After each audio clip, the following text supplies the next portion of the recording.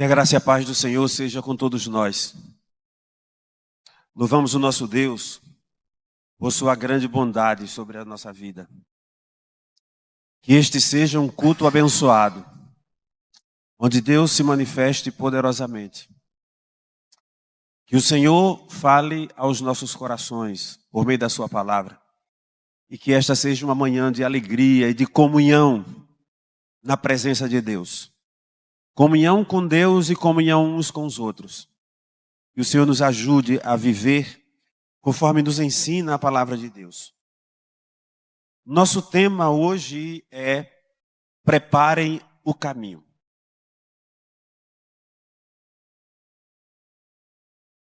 Imagine, irmãos, Israel, uma nação escolhida por Deus, povo de Deus, que passou 400 anos sem nenhuma palavra de Deus. Silêncio total.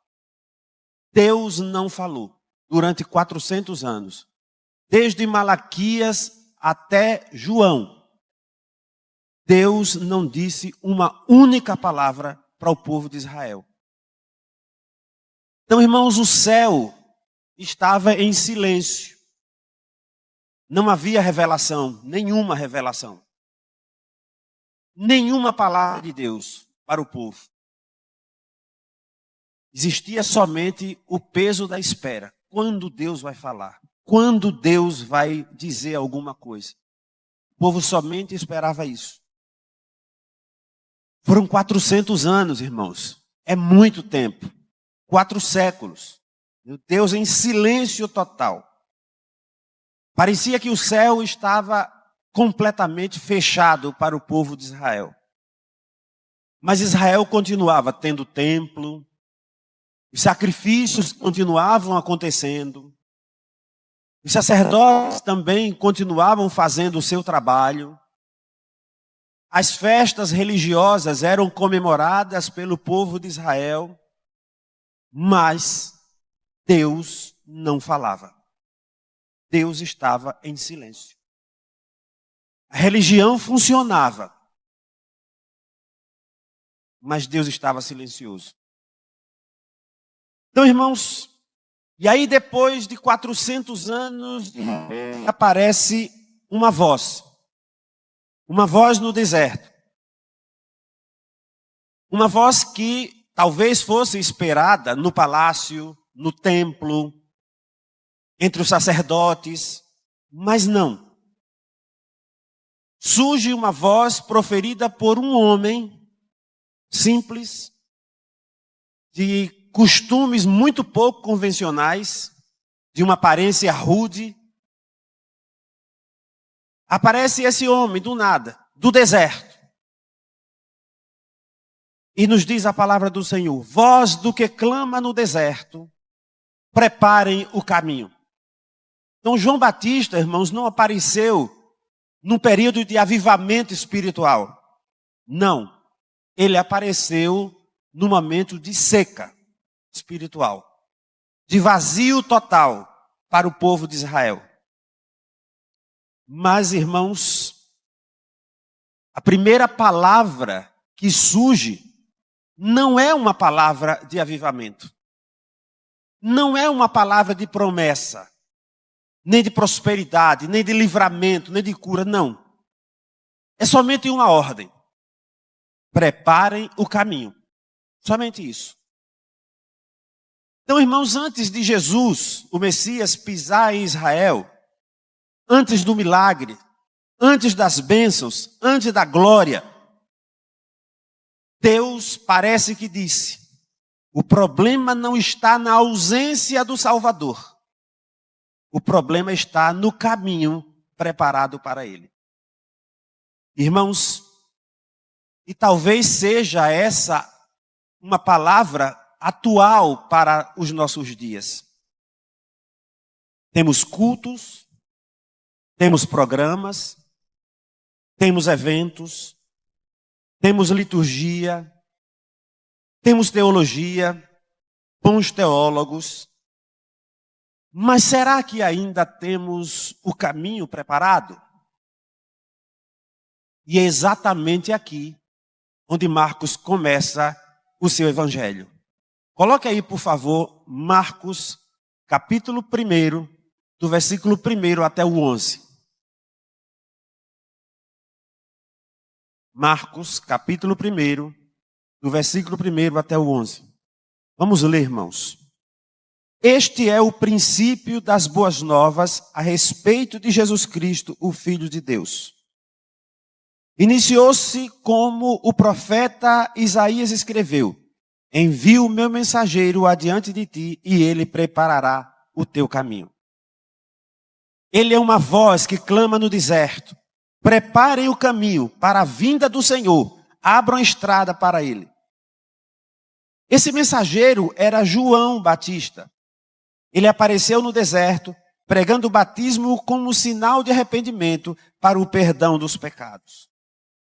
Gente de toda a Judéia, incluindo os moradores de Jerusalém, saía para ver e ouvir João. Quando confessavam seus pecados, ele os batizava no rio Jordão. João vestia roupas tecidas com pelos de camelo, usava um cinto de couro e alimentava-se de gafanhotos e mel silvestre. João anunciava: depois de mim virá alguém mais poderoso do que eu, alguém tão superior que não sou digno de me abaixar e desamarrar as correias das suas sandálias. Eu os batizo com água, mas ele os batizará com o Espírito Santo. Certo dia, João veio de Nazaré, da Galileia. Jesus veio de Nazaré, da Galileia, e João o batizou no rio Jordão. Enquanto saía da água, viu o céu se abrir e o Espírito Santo descer sobre ele como uma pomba. E uma voz do céu disse: você é meu filho amado, que me dá grande alegria. Amém? Louvado seja o nome do Senhor.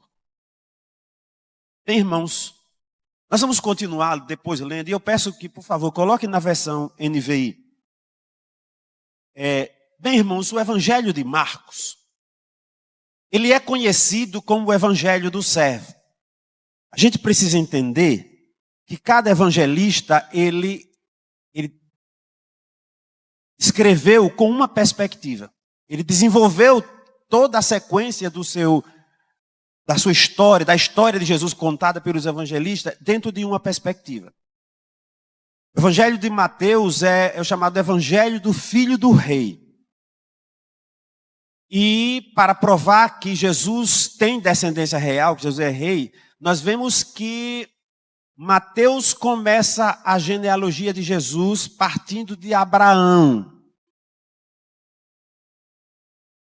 Depois, irmãos, nós temos o Evangelho de Marcos, que é o Evangelho do servo. E servo não tem história e não tem genealogia, e é por isso que Marcos não traz a genealogia de Jesus e também não conta a história de Jesus. Aqui ele despreza completamente a infância de Jesus. Ele já começa no ministério. Lucas é o Evangelho do Filho do Homem. O homem perfeito, o homem puro, o homem santo. E para mostrar que Jesus é o Filho do Homem, tem descendência humana, Lucas traz a genealogia de Jesus até Adão. João é o Evangelho do Filho de Deus.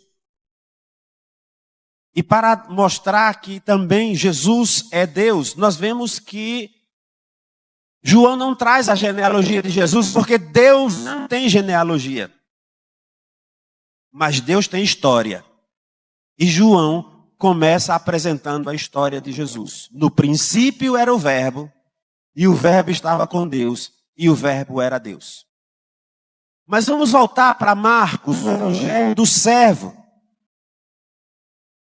Nós vemos que, quando a gente lê o Evangelho de Marcos, irmãos, é um evangelho dinâmico, é um evangelho ágil. É como que se Jesus fizesse uma coisa e logo ele começasse outra. Ele terminava uma coisa e ele começasse outra. O Evangelho de Marcos não traz, inclusive, muitas parábolas. Não, ele fala muito mais das ações de Jesus. As únicas parábolas que ele traz têm relação com o trabalho da evangelização. Então, irmãos, é um evangelho muito dinâmico. Ele começa com urgência, com movimento, com preparação. O primeiro versículo já começa assim: princípio do evangelho de Jesus Cristo, Filho de Deus. Pronto. Então ele não traz nada para trás. Jesus nasceu em Belém, é filho de José, de Maria, foi apresentado, 12 anos. Não, ele já começa: princípio do evangelho de Jesus Cristo, Filho de Deus. Então, irmãos, a palavra princípio aqui não é apenas um marco cronológico, mas é um chamado à ação. Antes de Jesus se manifestar publicamente, Deus levanta uma voz no deserto para preparar a chegada do Messias. E essa voz é João Batista. Esse texto nos ensina uma grande verdade, irmãos. Deus só se manifesta, ou só manifesta a sua glória plenamente, onde há um caminho preparado. Deus sempre anuncia, irmãos, antes de agir. Vamos ver, vamos voltar ao texto bíblico. Lá no versículo 1, coloca aí, por favor, de novo, na versão NVI.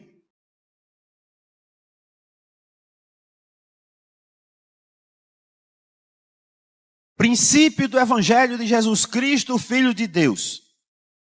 Conforme está escrito no profeta Isaías: enviarei à tua frente o meu mensageiro, ele preparará o teu caminho. Voz do que clama no deserto: prepare o caminho para o Senhor, façam veredas retas para ele. Então, irmãos, quando nós lemos esse texto, nós podemos ir lá no Antigo Testamento, porque Marcos traz duas profecias, o cumprimento de duas profecias. Ele combina aqui com Malaquias 3:1. Se puder colocar, coloque aqui, por favor, Malaquias 3:1. Diz assim: vejam, eu enviarei o meu mensageiro que preparará o caminho diante de mim. Então, de repente, o Senhor que vocês buscam virá ao seu templo. O mensageiro da aliança, aquele que vocês desejam virá, diz o Senhor dos Exércitos. E a segunda profecia está em Isaías, no capítulo 40, versículo 3. Diz assim: uma voz clama no deserto: prepare o caminho para o Senhor, endireitem no deserto uma estrada para o nosso Deus. Então, irmãos, aí nós vemos o cumprimento de duas profecias. Então, irmãos, aqui nós podemos deduzir o seguinte: que antes de Deus mover, Ele avisa. Antes de se manifestar, Ele manda que se prepare. Que prepare o caminho. Então, irmãos, o problema está em que muitos cristãos hoje querem avivamento sem arrependimento. Milagre sem mudança. Glória sem confronto com o pecado. João não preparou o caminho, irmãos, com shows. Não. Mas João preparou o caminho com a mensagem de confronto, de arrependimento. O evangelho que João pregava, a mensagem de João era uma mensagem de arrependimento.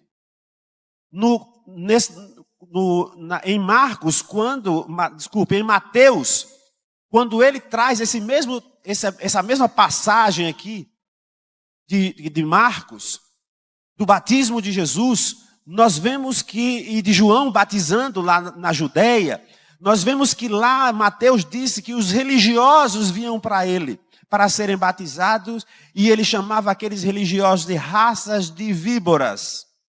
Produzir fruto de arrependimento. Não bastava ser batizado, era preciso produzir fruto de arrependimento.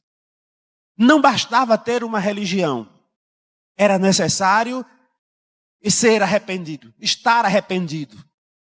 Então, irmãos, Deus não passa por caminhos cheios de corações endurecidos, nem também quando falta arrependimento. Os caminhos que o Senhor quer trilhar precisam ser retos. Então, irmãos, Uma reflexão para nós, uma parada para nós refletirmos. Como está o caminho do nosso coração? Há vales de desânimo que precisam ser atravessados pela fé? Há montes de soberba que precisam ser vencidos pela regeneração operada pela graça de Deus na nossa vida? Há estradas tortuosas que precisam ser aplainadas pelo reconhecimento dos pecados e pelo arrependimento verdadeiro? É somente para a gente refletir e perguntar a nós mesmos e buscar em nós as respostas que nós precisamos. O caminho se prepara com arrependimento, não com religiosidade. Religião, irmãos, não resolve a vida de ninguém. Religião, embora o termo religião signifique religare, mas a religião em si não conecta ninguém a Deus. O que nos conecta diretamente com Deus é uma vida de arrependimento. Uma vida transformada pelo poder do Evangelho. Então, irmãos, voltemos ao texto. Coloca aí do capítulo 4, lá de Marcos 1. Voltemos ao texto. Diz assim a palavra do Senhor. Assim surgiu João, batizando no deserto e pregando um batismo de arrependimento para perdão dos pecados. E a ele vinha de toda a região da Judéia e todo o povo de Jerusalém. Confessando os seus pecados, eram batizados por ele no Jordão. João vestia roupas feitas pelos pelos de camelo, usava um cinto de couro e comia gafanhotos e mel silvestre. E esta era a sua mensagem: depois de mim vem alguém mais poderoso do que eu, tanto que eu não sou digno nem de curvar-me e desamarrar as correias das suas sandálias. Eu os batizo com água, mas ele os batizará com o Espírito Santo. Amém? Então, irmãos, João não pregava autoajuda. João não pregava positivismo. João pregava metanoia, mudança de mente, direção, mudança de direção, mudança de postura, mudança de vida. Era isso que João pregava. É a mensagem que transforma, é o evangelho que muda o homem e a mulher. O fato de ser um homem do deserto, irmãos, que vestia roupa simples e comia gafanhotos e mel silvestre, nos ensina que Deus não usa cenários sofisticados para Deus se manifestar, para Deus derramar a sua glória no meio da sua igreja. Ele não precisa de cenários sofisticados. Ele precisa sim de corações quebrantados. No lugar que há corações quebrantados, o Senhor se manifesta de uma maneira poderosa. Deus não usa homens arrogantes. Deus não usa pregadores vaidosos e egoístas.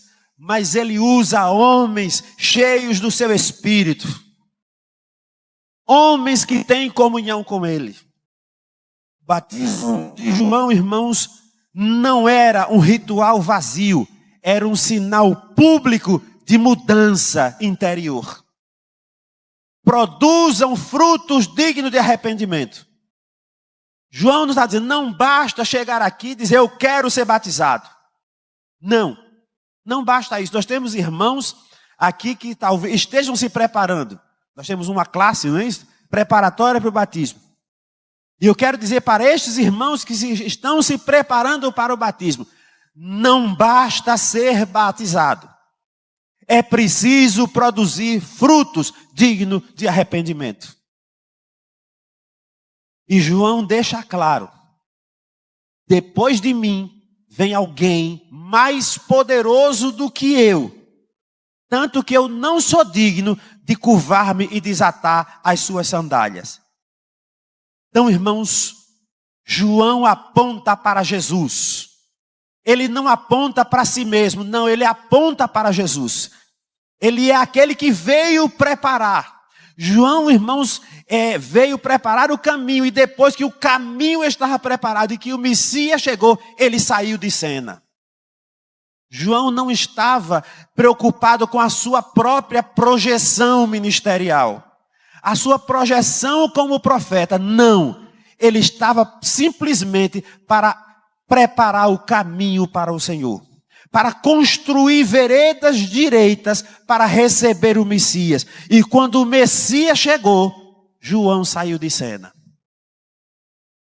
Tão discretamente como ele chegou, uma voz que apareceu no deserto, da mesma forma ele simplesmente saiu de cena, desapareceu.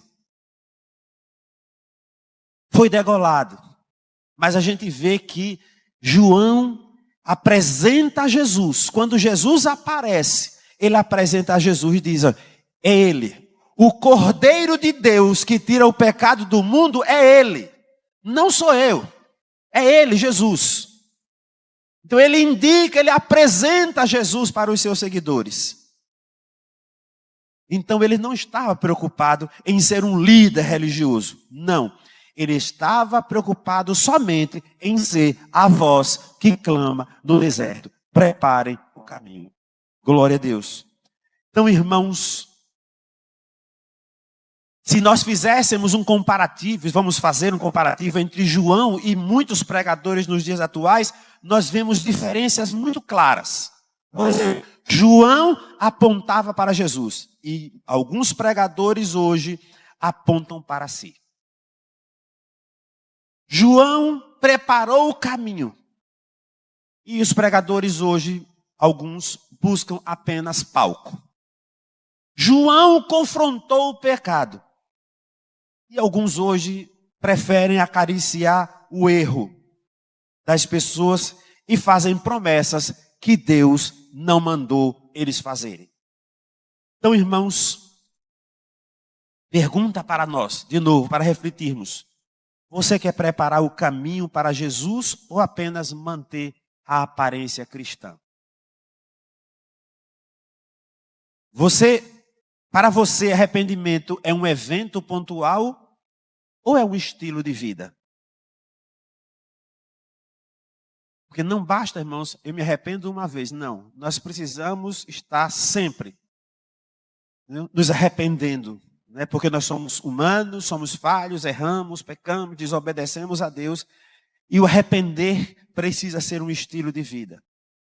Por quê, irmãos? Porque o céu somente se abre no lugar que há obediência. Voltemos para o texto, versículo 9 e 10. Vejamos o que nos diz. Aconteceu que naqueles dias Jesus veio de Nazaré, da Galileia, e foi batizado por João. O 10. Assim que saiu da água, Jesus viu o céu se abrindo e o Espírito descendo como pomba sobre ele. Então, irmãos, nós vemos aqui algo inusitado. O santo sendo batizado. O sem pecado entrando nas águas do arrependimento. Mas Jesus precisava ser batizado? Não. Mas por que ele foi batizado? Mateus responde: para que se cumpra toda a justiça.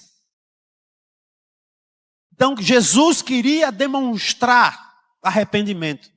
Que mais? Jesus queria se identificar conosco, com os pecadores.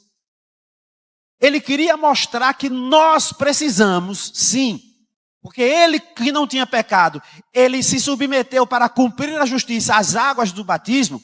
Então nós também precisamos trilhar o caminho do arrependimento.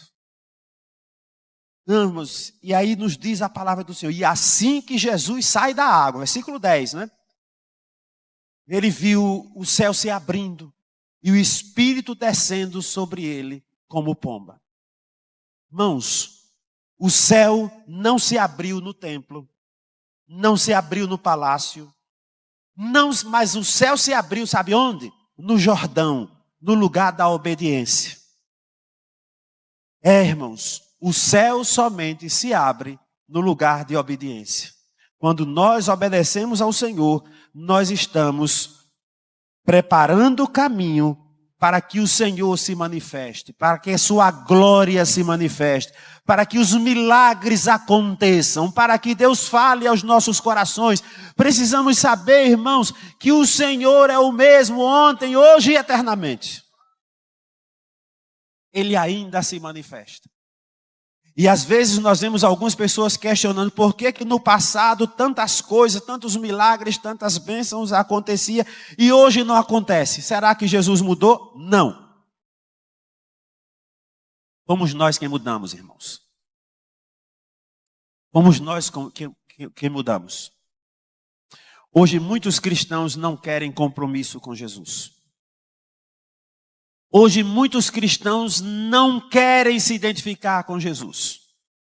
Muitos cristãos não querem assumir o ônus de dizer eu sou servo de Cristo. Muitos cristãos fazem exatamente como faziam os cristãos judeus lá em Roma, na época da perseguição. Lá pelos anos 60, 70, quando Nero perseguia os cristãos.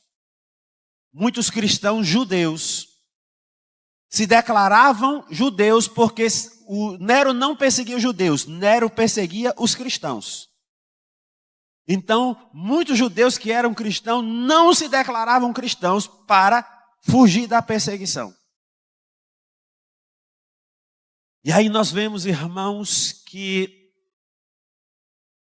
Pedro traz uma palavra para os irmãos sobre isso. E outros servos de Deus também falam aos cristãos judeus. Paulo também fala sobre isso. Não, irmãos, enfrente a tribulação, enfrente a luta, enfrente a perseguição, porque a maior vitória vem do Senhor. Irmãos, nós precisamos assumir o ônus de ser cristão. E muitas vezes nós não somos muito bem aceitos, muitas vezes nós não somos compreendidos no trabalho, na família, no meio social que a gente caminha, mas eu preciso refletir a imagem de Jesus na minha vida. É isso que importa, irmãos. Que as pessoas olhem para nós e vejam Cristo na nossa vida. E consigam identificar que mesmo que a gente esteja sem nada, que faça algum relacionamento de que eu sou evangélico, mesmo que eu não esteja com a Bíblia na mão, mesmo que eu esteja vestido de roupa simples, de roupa casual, de bermuda, a pessoa olha para você, olha para mim e identifica que eu sou um cristão. Porque quando nós servimos a Cristo, irmãos, o brilho do Senhor se manifesta na nossa vida. Então, irmãos, onde há o caminho preparado, a Trindade se manifesta. Coloca aí, por favor, de novo, versículo 10 e 11. Diz assim: assim que saiu da água, Jesus viu o céu se abrindo e o Espírito descendo como pomba sobre ele. Versículo 11. Então veio dos céus uma voz: você é o meu filho amado, em quem tenho prazer. Então, irmãos, esse é um momento raro onde a Trindade se manifesta. Certo? Um momento raro.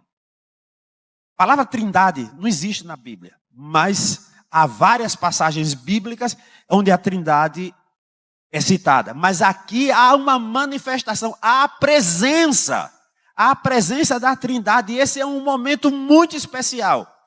Quando ali, no momento que Jesus sai da água, sai do Rio Jordão, a presença da Trindade se manifesta. Porque ali estava Jesus, o Filho, saindo da água do Jordão. E aí ele ouve uma voz, o Espírito desce sobre ele como pomba. E o Senhor, o Pai, Deus diz assim: tu és o meu Filho amado, em ti eu me agrado. Aleluia. Ali nós vemos, naquele momento, exatamente, naquele ambiente, de arrependimento, de perdão, de obediência, de submissão, a Trindade se manifesta e Deus fala. E Deus apresenta, Deus confirma o ministério de Jesus. Então, irmãos, quando o princípio, o caminho está preparado, a identidade, a nossa identidade cristã é afirmada. Ali a identidade de Cristo foi afirmada. Tu és o meu filho amado. Então, ali o Pai declara que Jesus é o Filho de Deus. E mais, Jesus disse, eu tenho prazer em você. Eu me alegro em você. Então, irmãos, concluindo, a mensagem de João ainda ecoa até hoje. Preparem o caminho para o Senhor. Então, irmãos, trazendo para os nossos dias, para nós hoje, o Senhor está querendo dizer para nós, preparem o casamento. Tenha um casamento saudável. Retire do seu casamento as discórdias, as intrigas, a violência, a falta de respeito, muitas coisas. O Senhor diz, prepare o casamento. Que o seu casamento seja um casamento de bênção e seja um modelo de família para os que estão à sua volta. Preparem a casa. Que a sua casa, que a minha casa, seja um lugar de bênção. Seja um lugar onde a presença de Deus é real. Seja um lugar de oração, seja um lugar de meditação da palavra do Senhor. Prepare o ministério. Que o seu ministério seja um ministério voltado, que o meu ministério seja um ministério voltado para glorificar o nome do Senhor, para apresentar Jesus. Eu não preciso ser visto como astro. O astro aqui na igreja é Jesus. Ele é o sol da justiça. Preparem a liderança. Que tenhamos uma liderança com o propósito de fazer com que o reino de Deus se engrandeça na face da terra. E para nós todos, prepare o coração. Prepare o coração para receber a presença do Senhor na sua vida. Porque Jesus não entra aonde não está preparado. Então, irmãos, terminando, eu quero dizer o seguinte, quero que os irmãos guardem isso. Não existe avivamento sem arrependimento. Não existe céu aberto sem obediência. Não existe identidade firmada sem cruz. Não existe glória sem preparo. Que o Senhor nos abençoe. Prepare o caminho. Prepare o caminho para receber o Senhor, porque o Deus a quem nós servimos, Ele é poderoso.